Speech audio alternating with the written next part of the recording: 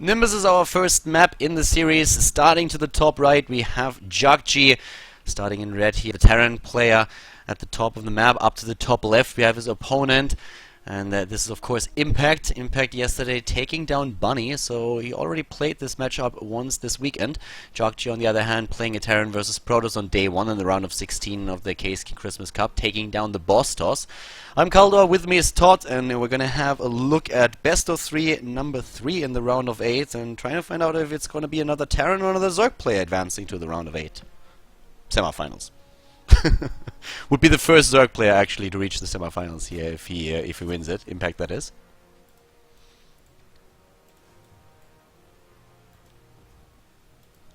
Not quite sure if Todd is. Oh, actually, like I still have Todd muted. My bad. I was wondering why he didn't say anything, and then I realized I still got him muted. Sorry, dude.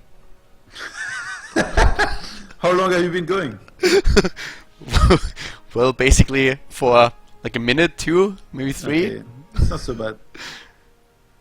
No, I was like wondering. I had that break and we had the same thing again, and I'm like, okay, he's trolling me right now. And I'm like this is weird. I don't even hear him breathing, and I'm like, wait a second. Yeah, and then I realized that I still got you muted for the break. Let's start. You probably were dropping all those gems, and I robbed you of that moment. You started recording for the VOD yet? Or? Yeah, of course. Okay. Hey, you need to play the video I linked you after. Yeah, I'm gonna check that out. I actually, yeah, I didn't really see that yet. Can I trust you with that? Yeah. Okay. It's funny stuff. It's just like 1 minute 20 long. Alright. Really fun. We're gonna check that out later. Well, in the game here, we have actually for JJakji already the command center dropped. He went into CC first on Nimbus. We have him also with the Overlord for... Actually, that was really nice for Impact. He gets an Overlord scout in the perfect position. JJakji, of course, he's the Overlord, knows now where Impact spawned. But still, like, having the scouting information here this early for Impact is great. And he himself goes straight into a double hatch before he starts his pool. Pretty cool against the Terran player. Yeah, definitely getting a little bit fortunate here early on, and man, this already feels like such a different matchup than 4GG, because 4GG, you know, he has like this main build, and even going CC first for him would feel so much worse than the one build that he goes for that's so strong. I'm actually surprised that there aren't more Terrans that play the 4GG style. He's just so strong. If I was a Terran, I would definitely copy him, man. Yeah, he's super successful with that too. And... well, in this case, with him not like, you know, on a map like this on Nimbus where you only have to have 2 buildings at the front to really block that wall, it's just so tempting to go into that early command center. And JJakji did exactly that, but with Impact getting such a perfect scout with the first Overlord, like his reaction to go for the double base here is definitely a good one. And I'm curious to see how JJakji is going to react to that. Yeah, JJakji not. I guess he got a clean scout on what Impact was doing, and now he basically decides to go for the third command center himself, and I quite like the decision. I think he's gonna propel himself into this game with, you know, a lot of economy himself. The thing is, he's gonna have to find a hole in there in the defense of Impacts somewhere to do some damage, and he actually just leaves the barrack to go for the kill on that Overlord, and he's gonna get it, so that's pretty nice. I was wondering for a second, like, whoa, he's just gonna stay on 3 Marines and not make units and just like full command center or something. But no, we should be seeing a reactor and a factory starting momentarily. I like these moves, especially when we have like new map. The Terran players are always trying to figure out where the Overlord positions are and then use barracks for high ground vision and things like that. It's really nice, and it definitely works out. Taking an Overlord down in the early game is just huge. It's not only the 100 minerals, it's that extra larva that you have to sacrifice for that. It's also the supply block that you might put your opponent in. So it's actually a pretty cute move there. In this case, it didn't do like too much, but it's always good. Like building that Overlord when like.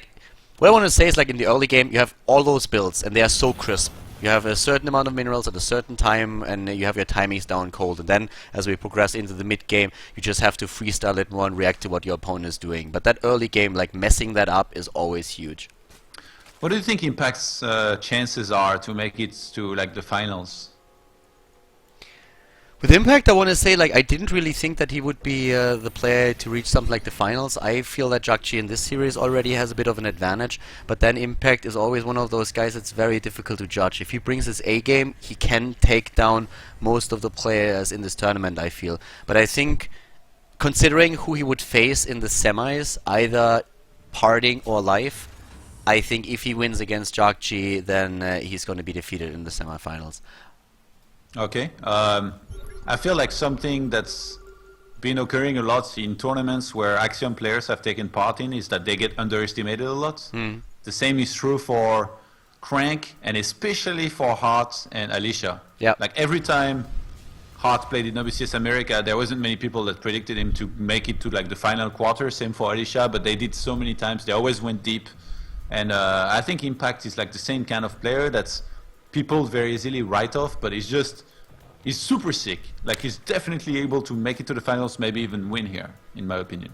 I completely agree with the underestimating thing. That's one of the, especially with Impact, he's not really one of those flashy players that you always have in your mind when you think about someone doing well in the tournament. And I feel, as you said, that's the fate that a lot of the XM players suffer.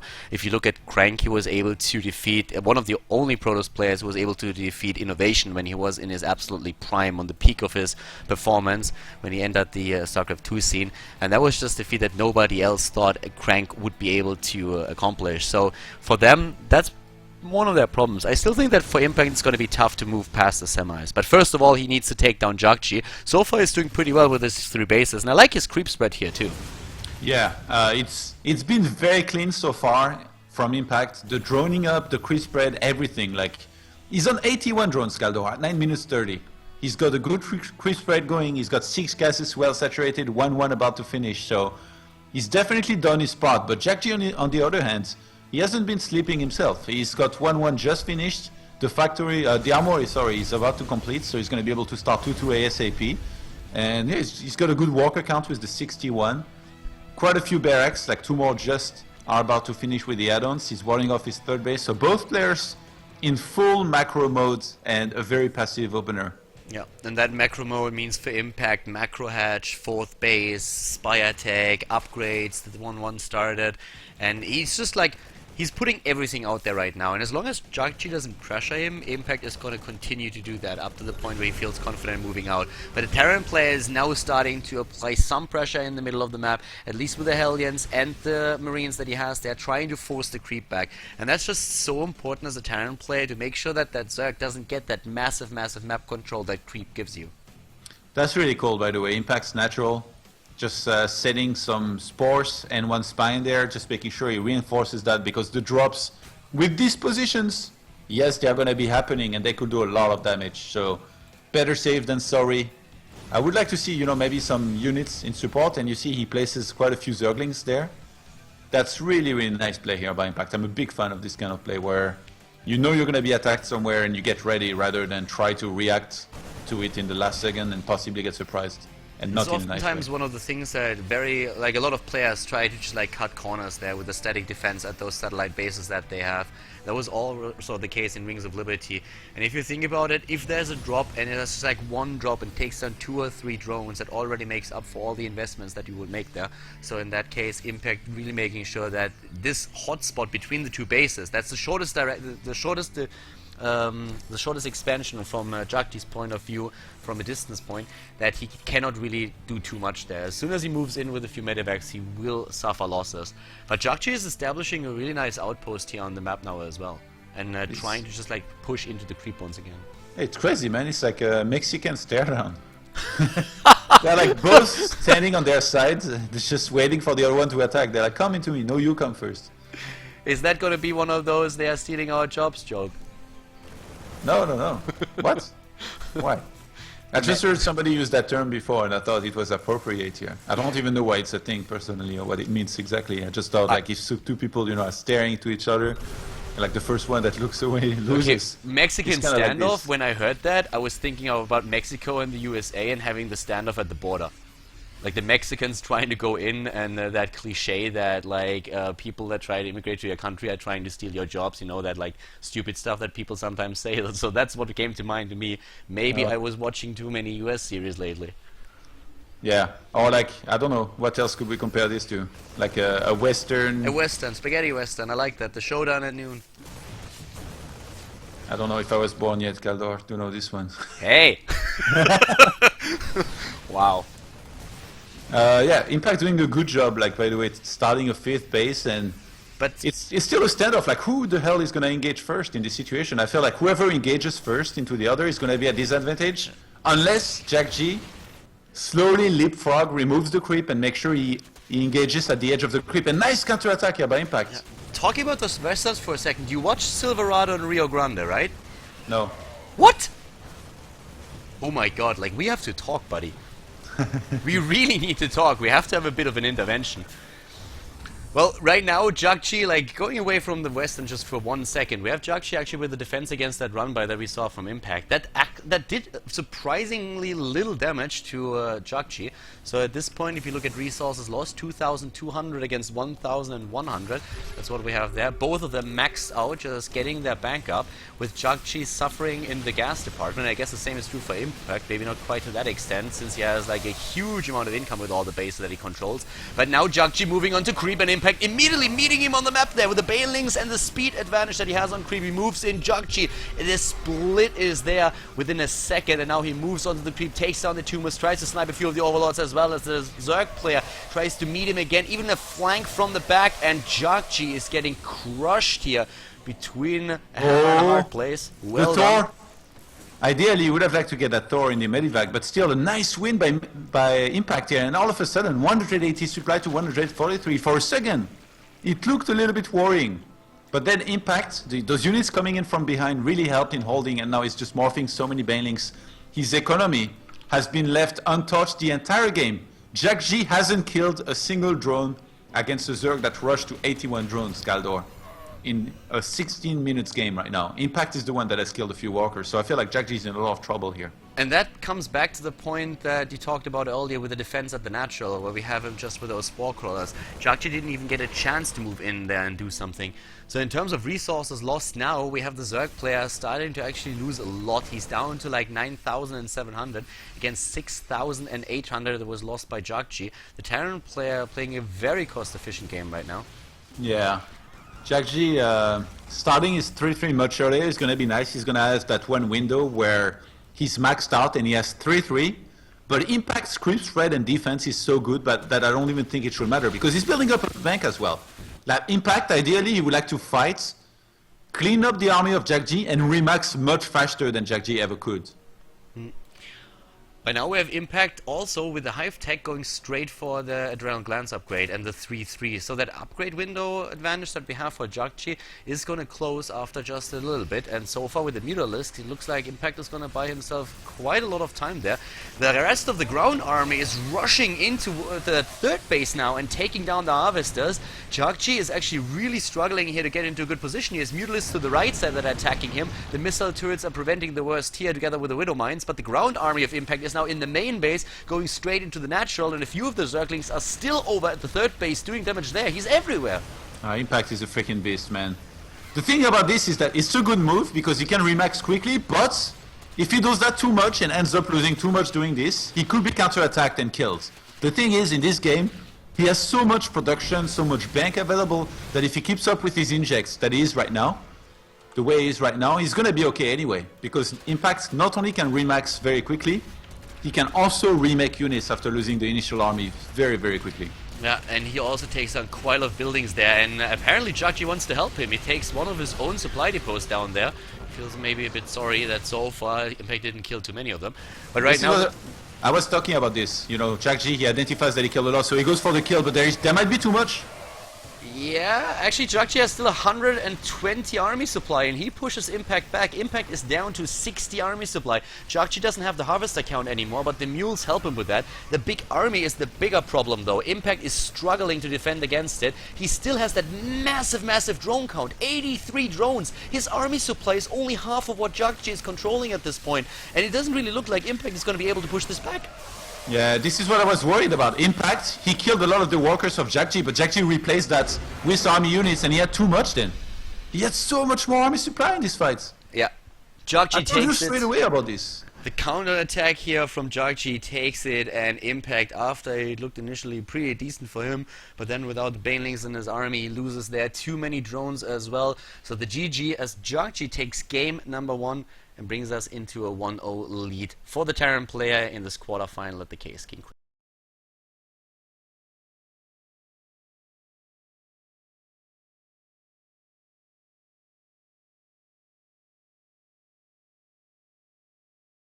We are on Deadwing for game number 2 between JJakji starting to the top right and Impact down to the bottom right of the map. So once again a Terran versus Zerg here in the round of 8 of the Caseking Christmas Cup. Impact in the last game having a very decent early game and getting into a good position there, but the aggression from him was met by a counter-attack of JJakji, and the Terran player just moved into Impact's main, natural and third base, and Impact did not really have the army size to deal with that. So the first game goes to JJakji. He takes the lead in the best of 3 series and is only one map win away from doubling his prize money at the tournament and advancing to the semi-final. That was some pretty beautiful macro from both players, to be honest. Like, if you're a player that really likes macro, you should definitely go back and rewatch this game and see some of the things that they did, like the timings, you know, on the third CC up on scouting, which I guess is one of the easier things to see. But like, even the way JJakji added barracks, like the macro hatch was thrown down by Impact, really super clean. Like, they maxed out so quickly in that game after opening with, I guess, very economic openers. And talking about the opening, JJakji this time does not go for an early command center, instead he throws down the gas right away. But on a pretty big map, like Deadwing is pretty huge, so right now he wants to get scouting information out compared to what we saw on Nimbus, where he got that pocket expand first before he did anything else. So that is also going to affect, of course, what Impact does, because Impact did not get that perfect scout of this time. He actually sent one overlord cross-map. That will also help him to see what's happening in the middle of the map, but it's highly unlikely that we're going to see him go into a double hatch before pool. And there is the spawning pool after hatch number 1. Doesn't want to play this risky when he doesn't know what his opponent is up to. It's actually, I guess, like, he sends the first one cross map, because if he doesn't, then he banks everything that he has on being able to scout JJakji first position in the vertical one. Whereas now, he will get at both bases around the same time. He will be able to know what's up no matter what and save his overlord most likely. So that's pretty cool to see something like that out of Impact, who I think on this map, if he plays the same way, we could see a similar game, as in, you know, they're gonna do the standoff, the cowboy western, where they sit back a little bit, but he's gonna have to make sure he doesn't overextend the same way he did in the previous game with any sort of counterattack.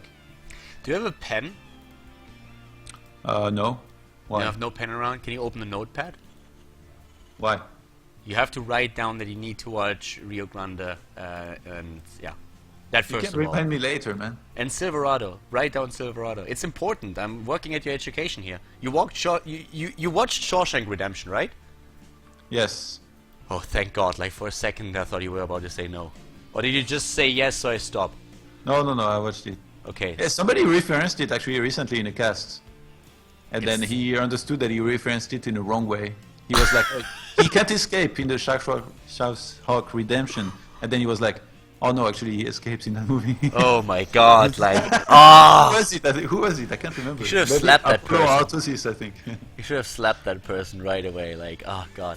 I can't even, like, count how many times I watched that movie. But yeah, watch Silverado and watch Rio Grande, it's worth it. Back to StarCraft now, but Todd, you have to promise me that. Okay, yeah, sure. I'm worried for you.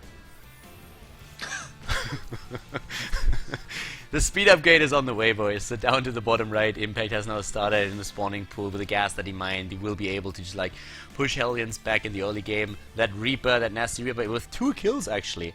Got only 2 Zerglings, but still. And JJakji, actually, this time with a double gas, not going for that additional like orbital command that he could have used there. So we will see him with Banshee play. Yeah, which... in this case, I don't think he went for the starport before the second gas. Like, the second gas was before, so maybe a huge committal to a lot of Banshees with Cloak here by JJakji. I would like to see him maybe try with the 4GG build, man. I'm such a big fan of that build. Like, I kind of want to play Terran myself just to do it. I'm sure I will fail, but try. I would love you to see Terran, to play Terran, so that I would like just witness you at some point bitching about Protoss. That's what always happens, though, you know? Yeah, I know. I remember when X-Lord switched from Protoss to Zerg and then whined about Protoss. And Sase told him, man, you switch race, you're like the last guy who has any right to whine. There was a time when Naniwa in Korea was for like a week or at least a couple of days playing Zerg. And oh my god, was he annoyed at Protoss during that time. It was just so funny. So I would just like sit there and watch those games and laugh whenever he got into a rage mode because Protoss players were killing him. It was super. But by the way, it's really sick what's happening right now. JJakji is going for the 4GG build. He's getting the armory, so he's going to attack first with Marines and then Hellions, and then with Cloak Banshees and Hellbats. But Impact is rushing for a Spire, which is very greedy. Like, if JJakji was to give Impact 2 more minutes and not attack, Impact would be in a great position. But right now, he might just die. Like, he's just got a few Banelings, some Queens, and 1 Spine, but I really think that this can do a lot of damage for JJakji if he actually goes for it. But for now, he's just gonna sit back. That's the Banelings that we have there for Impact that can really help him with the defense, but he also got supply blocked by that one Overlord that got sniped, and that's a big problem, but JJakji doesn't know that. So right now everything that oh, another Overlord is being sniped, and Impact starts another 2, but and he can morph into Hellbats. That's going to become an issue. He can morph the Salients into Hellbats now. I don't know why he's not going for it. He's gonna get one more Overlord. Well, the problem is he didn't know that the Overlord was killed, so he didn't really know that there was a supply block. He probably expects by now a lot more units in the main base of Impact, especially Banelings, so that he's a bit reluctant to move in with the Hellbats immediately. Didn't see a third base either, so I feel like he just assumed there would be more units, but there aren't, and now the Mutalisks are building. Here comes Impact now, JJakji now, moves in with the Hellbats. The Queens need to move back. The Banelings, if they're gonna go detonate, they need to wait for another wave, and then they start moving in. Yeah, did only kill 2 of them, and as long as he buys himself some time to get the Mutalisks out, he's gonna be fine as long as he pressures the Marines. Yeah, and very important. I mean, Impact, even if he wins this, is gonna rely a lot on the Mutas doing damage here for him to be successful in this game. The problem is, JJakji's Reaper went into the main of Impact and saw that Spire, so now, immediately after seeing that, he started an eBay, which just finished. He's gonna start making turrets. He's got some Widow Mines to work with. He already got 2, and all of a sudden, JJakji is in that situation where his initial push didn't do too much damage, but at home he's not going to take any damage from the Mutas as well, so this just kind of resets out, and they might go into full macro mode, both of them from here. Oh, the double Widow Mine with a hit against the Mutalisks. He gets one of them, but now the Vikings move in and he just sacrifices them. He's gonna lose every single Mutalisk if he keeps that up. He's trying to move back for a second, but he lost way too much. I actually like the situation that Impact was in after the defense. He pressured the Marines at the beginning, did a good job with that, then was like turning things around with sniping the Medivac and also the Hellbats. Maybe back in the main base of JJakji he can't do too much, but he lost way too many Mutalisks there. He lost 5 Mutalisks now already, and especially the initial one are so important to just keep the Terran player low and try to prevent that third base for as long as possible. We don't even have a 4th started yet for Impact, who could have droned up even more than he did. He builds more now, goes into upgrades, and it's this macro scenario that you've been talking about, Todd. It's just like full macro mode for both of them, but I really have to say that I do not like Impact's Mutalisk control here. He lost so many of them, needlessly a lot of them as well. With the 1-1 on the way, Impact is not falling behind in upgrades or anything, which, with this kind of build, I mean, the guy opened with fast Mutas. Not the fastest Mutas that you can get, because otherwise he would have died to the attack. He went for at least some Banelings, with the Baneling Nest, you know, some Zergling speed, just to make sure he will hold. But what happens a lot when you go for something like that, if you're a Zerg, is that if you commit too much to it and then you don't do the damage that you need to do, you fall very far behind in upgrades. But now, Impact just went for pure macro behind it. He threw down the Evo Chamber, so he's still in this game, like, by all means, with, you know, his drone count building up very quickly. He's already up to 68 to 51 SCVs, and all this harassment also has delayed the third base from JJakji, you know, being taken too early. So that's really nice for Impact that he has that going for him. Yeah. Impact is now throwing down the 4th to get farther ahead in economy. He lost another Mutalisk, by the way. At this point, he lost 7 Mutalisks and barely got any kills there whatsoever. 5 SCVs in total. The third base that we are seeing from JJakji now, he should be able to spot that. Oh, and all of the Mutalisks are now gone.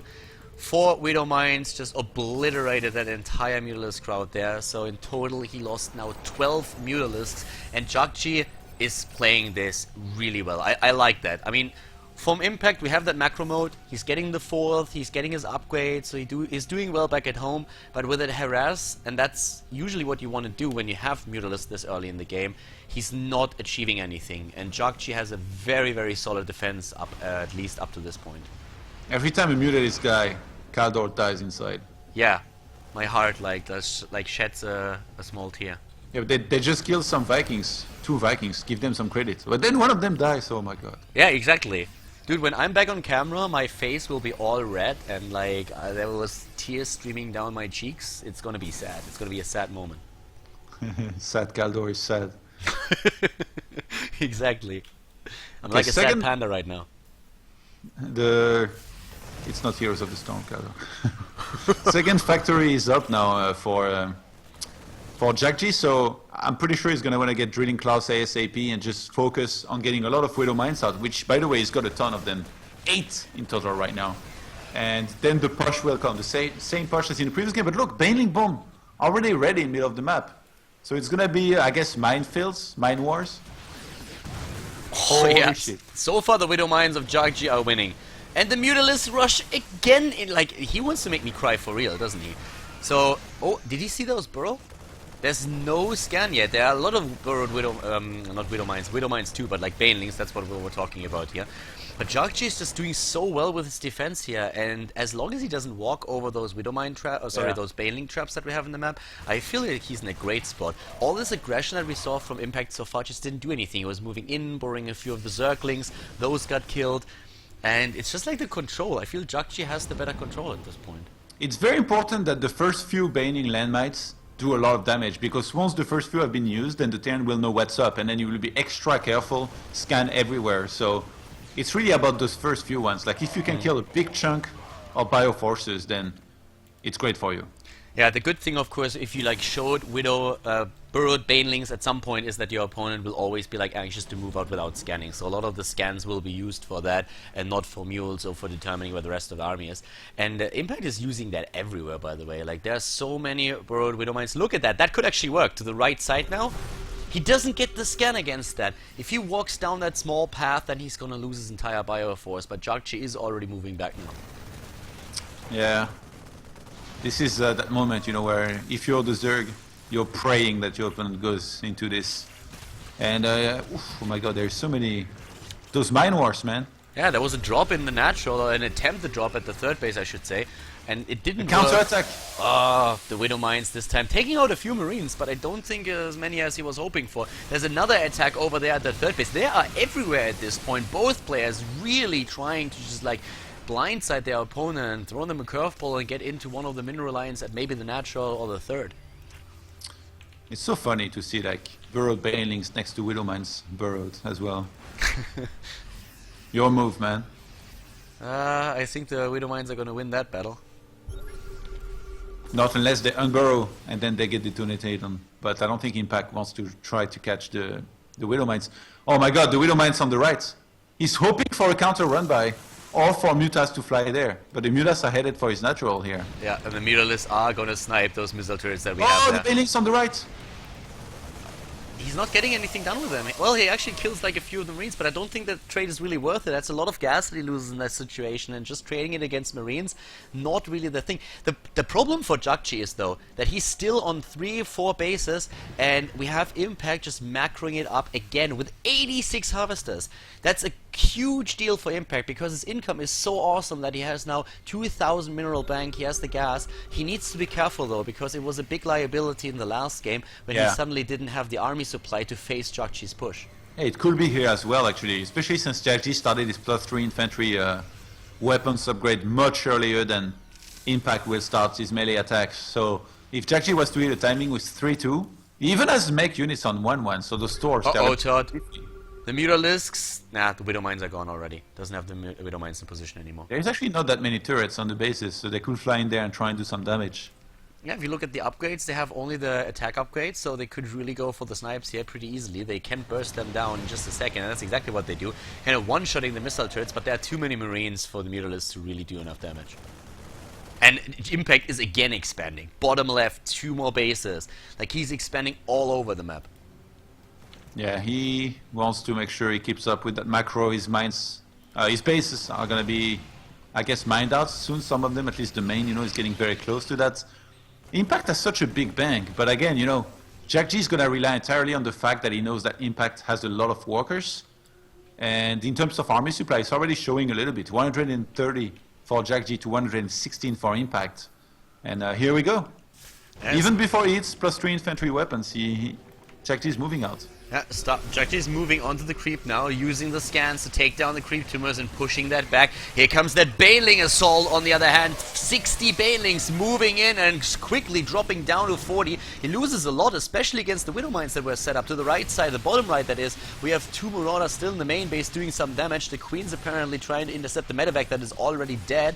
And Impact is definitely pressured by this, but he has that bank. We've been talking about it, and he can use that. With this many harvesters, it's still 78 against 69. So we have to also mention that JJakji is starting to get the same amount of harvesters, so even when they both max out, his army supply isn't going to be this huge compared to what we're going to see for the Zerg player. The Ultra Scav and Khaldor being on the way now. I feel like Impact, with the gas that he has, and with the bases that he's taking, he could remax on quite a few Ultras plus Zerglings, and it's going to be so hard for JJakji to win this. He's going to have to be so cost effective, and then beat a second army basically after he beats the first one. If he can even beat that first one, which is going to be hard. Yeah. The production tab, by the way. Yeah, all those upgrades. +3/+3, Chitinous Plating, Adrenal Glands, the 3rd attack upgrade for the Mutalisk. But we still have JJakji moving out now, and he's the one who has already a +3 attack upgrade. He doesn't have armor yet, but he's starting to move in, going for the splits here. Banelings are moving in, detonating mostly against Marauders, or against the Marines. Impact is getting more of those units though, but JJakji doesn't really look like he wants to force the issue there yet. Now he starts moving on to the creep again, but the army of Impact is gigantic. Does he have the larva to rebuild? He has 61 larva. That should be enough to just send a second army in after the first one died. Yeah, he sends chunks of Banelings pretty much one by one, but it doesn't even matter. As long as he's a minimum cost effective behind this Impact, he's gonna restart 78 Zerglings. All of his upgrades are about to kick in, and JJakji is just gonna be in lots of trouble. Oh, JJakji just loses most of his medivacs. Like, he lost 4 or 5. The Mutalisk just sniping them. Only a few missile turrets in the vicinity to help out with that. And JJakji is down to 150 supply right now. And he might have the gas, but he definitely doesn't have the minerals to really make up for that. So he's starting to struggle a lot here. And, you know, there was no real deciding battle just yet. It was just like those small skirmishes that we had. But now Impact feels like he has the advantage and he's pushing it. He's already moving in. He has Zerglings everywhere. Not enough Widow Mines to really deal with that. And JJakji just it doesn't look like he has anything. Yeah, he doesn't have much actually. Like, his main army died very quickly, and now he's on 83 army supply against 111. He's trying to squeeze out as much as he can, but even those units, they're coming from the main, so they take a long time to rejoin the main chunk of his army. And Impact's just gonna move in for the kill. He's got so many Banelings, 22 in total. He just gonna burst down that planetary. Now JJakji is down to 3 bases. Impact is playing a great game here. He's not overextending, he's playing the safe and sound, he's reacting to JJakji's drop play and just controlling the map and forcing his opponent into submission by just cutting him off for minerals. The main base is already mined out. Down here we have a few patches left. The natural is starting to mine out as well, and Impact is just controlling so many bases on the map that he is never gonna run out of resources. Impact moves in there for the kill now. He's got a few Ultras there. He's not that many Marauders for JJakji. And yeah, it's just gonna be it. This is, I feel like, what should have happened in the previous game had Impact not overextended and JJakji gone for the perfect counterattack. And this time he definitely didn't overextend. He was just like buying his time, and now we have him with the victory in game number 2. Impact takes it against JJakji in the best of 3 series and forces that 3rd map. So we still have a chance of the first Zerg player to advance to the semifinals. Now JJakji needs to try and come back into this one more map, and this map is going to decide whether we have Impact or JJakji advance to the semifinals of the Caseking Christmas Cup.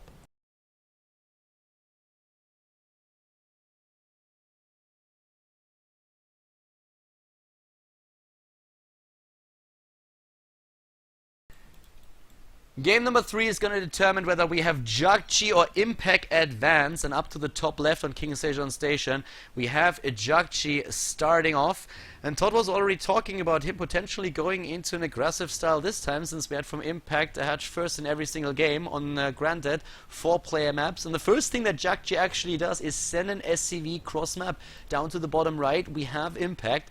The players played 2 4-player maps so far, Nimbus and that wing. Now we're having the first 2-player map. King Sejong Station, and JJakji is going for the aggression. He wants to go to...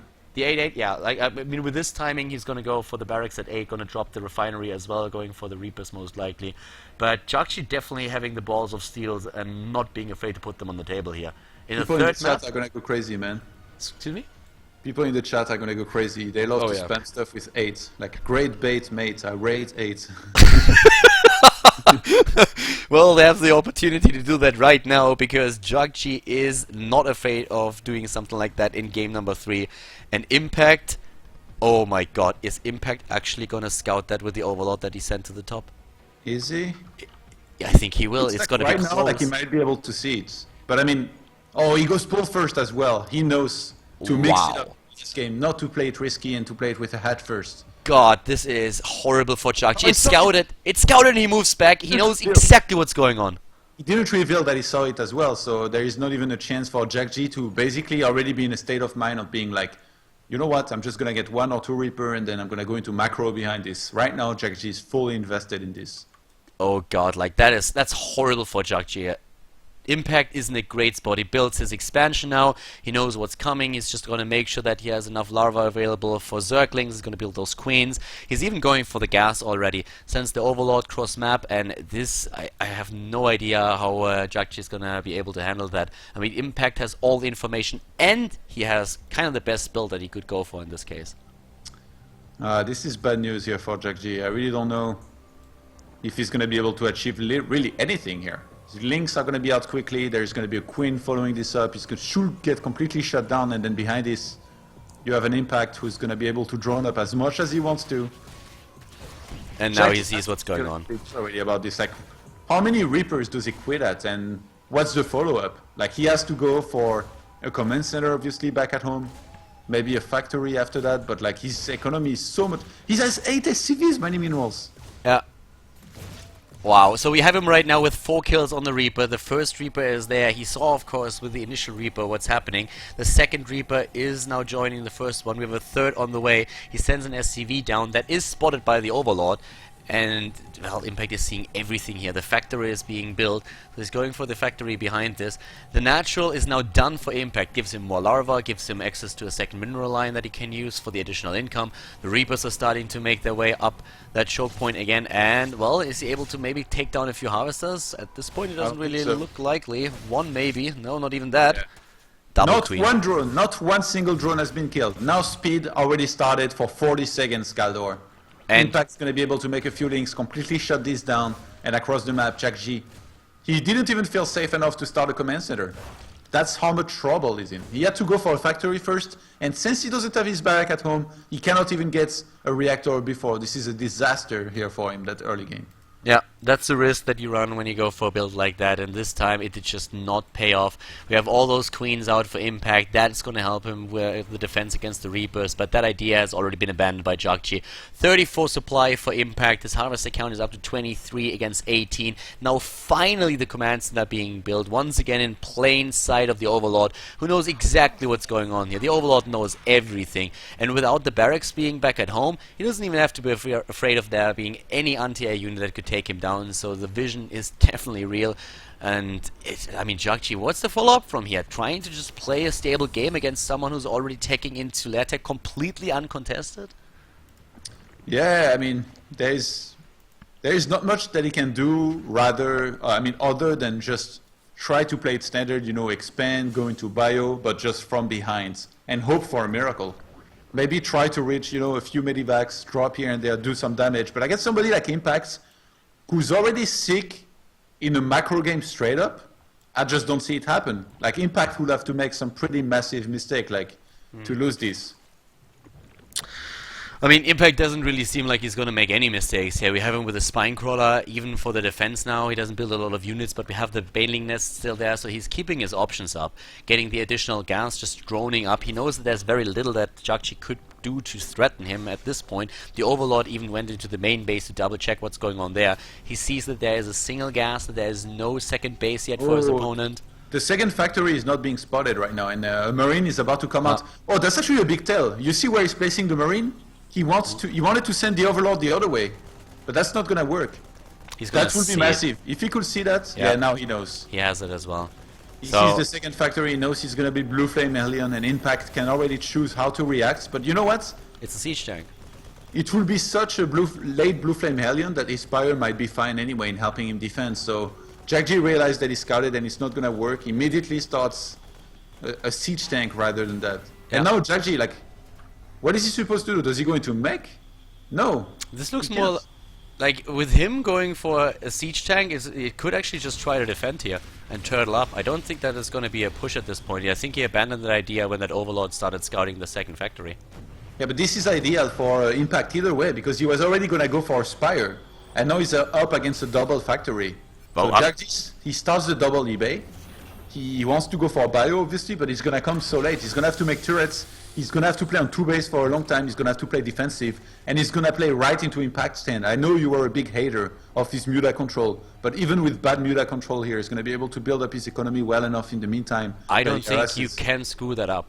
Like in the last game, I really have to say that his meter control, if you compare it to the one of players like Jadong or Hyana or whoever, doesn't really matter live, then his meter control was definitely not good. But in this game, it doesn't really matter with how far he's currently ahead. There's very little that can threaten him there. And even if he doesn't engage with the Mutalisk, the only thing that he needs to use them for is just gain the map control, push the Hellions back, make sure that his opponent has a tough time taking a third, and then macro it up behind it. And we just saw on the last map how great his macro game is, especially when he doesn't get threatened too much.